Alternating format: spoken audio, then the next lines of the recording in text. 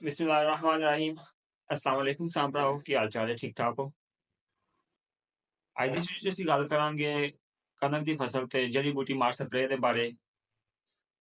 5-7 ਦਿਨ ਹੋ ਗਏ ਨੇ, ਧੁੰਦਾਂ ਪੈ ਰਹੀਆਂ, ਸੂਰਜ ਹੋਲੇ 2023 ਚ ਰਹਿ ਗਿਆ ਤੇ 2024 ਚ ਨਹੀਂ ਆਇਆ, ਤੇ ਨਾਲ ਕਿਸਾਨ ਭਰਾ ਬਹੁਤ ਪਰੇਸ਼ਾਨ ਨੇ ਕਿਉਂਕਿ ਉਹ ਸਪਰੇਅ ਨਹੀਂ ਕਰ ਸਕਦੇ। ਸਪਰੇਅ ਕਰਨਗੇ ਧੁੰਦ ਵਿੱਚ ਤੇ ਸਟ੍ਰੈਸ ਆਏਗਾ, ਕਣਕ ਪੀਲੀ ਪਏਗੀ, ਨੁਕਸਾਨ ਹੋਏਗਾ ਪੈਦਾਵਾਰ ਦਾ।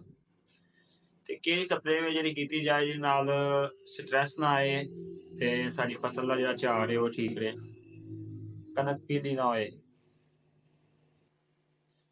ਤੇ ਜੇ ਤੁਸੀਂ ਅਟਲਾਂਟਸ ਕਰਦੇ ਹੋ ਜਾਂ ਤੁਸੀਂ ਟਰਾਈ ਅਲਟਰਾ ਕਰਦੇ ਹੋ ਤੇ ਉਹਨਾਂ ਦਾ ਸਟ੍ਰੈਸ ਤੇ 100% ਆਏਗਾ, ਕਿਉਂਕਿ ਤੁਹਾਨੂੰ ਜਿਹਦੀ ਕੋਈ ਵੀ ਸਪਰੇਅ ਕਰੋਗੇ ਉਹਦਾ ਸਟ੍ਰੈਸ ਆਏਗਾ। ਸਵਾਏ ਸਿਜੈਂਟਾ ਦੇ ਐਕਸਲ ਤੇ ਅਲਾਈਮੈਂਟ। ਸਿਜੈਂਟਾ ਦੀ ਐਕਸਲ ਹੈ ਦੁੰਬੀ ਸਿੱਟੀ ਨੁਕੀਲੇ ਪੱਤੇ ਲਈ, ਤੇ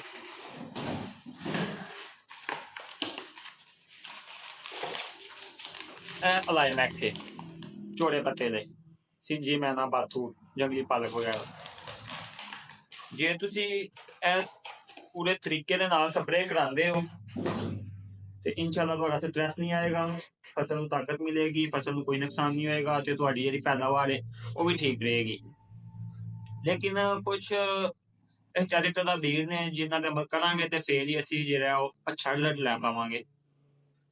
ਸਭ ਤੋਂ ਪਹਿਲਾਂ ਇਹ ਸਪਰੇਅ ਕਰਨ ਦਾ ਜ਼ਮੀਨ ਦਾ ਵੱਤਰ ਤੇ ਡਿਪੈਂਡ ਕਰਦਾ ਕਿ ਜ਼ਮੀਨ ਦਾ ਵੱਤਰ ਕੈਸਾ ਹੈ। ਜ਼ਮੀਨ ਦਾ ਵੱਤਰ ਹਮੇਸ਼ਾ ਜਿਹੜਾ ਉਹ ਇੰਝ ਦਾ ਵੱਤਰ ਹੋਏਗਾ ਤੁਸੀਂ ਪੈਰ ਤੇ ਲਫਾਓ ਤੇ ਪੈਰ ਲਿਫੇ ਲੇਕਿਨ ਮਿੱਟੀ ਨਾ ਲੱਗੇ, ਗਾਲਾ ਚਿੱਕੜ ਖੋਬਾ ਨਾ ਹੋਏ। ਪਹਿਲਾ ਪਾਣੀ ਲਾ ਕੇ ਠੀਕ ਜੇ ਤੁਹਾਡੀ ਮੈਦਾ ਜ਼ਮੀਨ ਹੈ ਤੇ 7-8 ਦਿਨ ਤੱਕ ਵੱਤਰ ਆ ਜਾਂਦੀ ਹੈ। ਜੇਕਰ ਰਾਠੀ ਹੋਈ ਹੈ ਜਾਂ ਤੇ ਉਹ ਫਿਰ ਲੇਟ ਆਉਂਦੀ ਹੈ, ਉਹ ਤਕਰੀਬਨ 15-20 ਦਿਨ ਹੋ ਜਾਂਦੇ ਨੇ।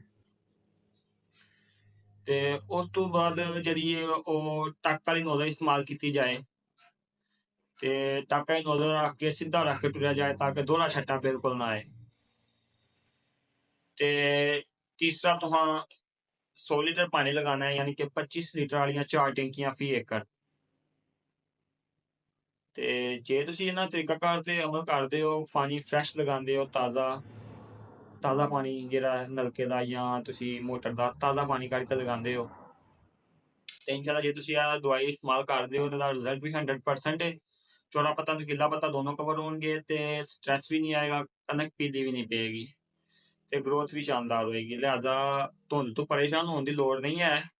ਜੇ ਤੁਸੀਂ ਵੀ ਐਸੇ ਗੱਲ ਤੋਂ ਖਲੋਤੇ ਹੋ ਕਿ ਸੂਰਜ ਨਿਕਲੇ ਤੇ ਫਿਰ ਅਸੀਂ ਸਪਰੇਅ ਕਰਾਈਏ, ਉਹਨੇ ਚਿਰ ਨੂੰ ਭਾਵੇਂ ਕਣਕ ਉੱਤੇ ਚੜ ਜਾਏ, ਅਲੂਦ ਥੱਲੇ ਰਾਈਏ, ਤੇ ਖੁਰਾਕ ਤੇ ਅਲੂਦ ਨੇ ਲੈਣੀ ਹੈ, ਲੇਕਿਨ ਜੇ ਪੱਤੇ ਉੱਤੇ ਚੜ ਗਏ ਕਣਕ ਦੇ ਤੇ ਅਲੂਦ ਥੱਲੇ ਰਹਿ ਗਿਆ ਤੇ ਫਿਰ ਉਹਨੂੰ ਮਾਰਨਾ ਮੁਸ਼ਕਿਲ ਹੋ ਜਾਂਦਾ ਹੈ।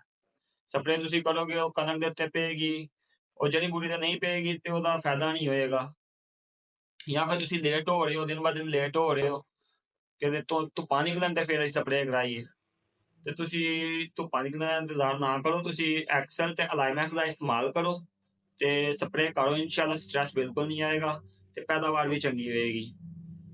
ਤੇ ਵੀਡੀਓ ਨੂੰ ਜ਼ਿਆਦਾ ਤੋਂ ਜ਼ਿਆਦਾ ਸ਼ੇਅਰ ਕਰੋ ਦੂਸਰੇ ਕਿਸਾਨ ਭਰਾਵਾਂ ਤੱਕ ਤਾਂ ਕਿ ਵੀਡੀਓ ਜਾ ਸਕੇ, ਤੇ ਵੀਡੀਓ ਨੂੰ ਲਾਈਕ ਲਾਜ਼ਮੀ ਕਰੋ। ਮਿਲਦੇ ਹਾਂ ਅਗਲੀ ਵੀਡੀਓ 'ਚ, ਉਦੋਂ ਤੱਕ ਅੱਲਾ ਹਾਫਿਜ਼।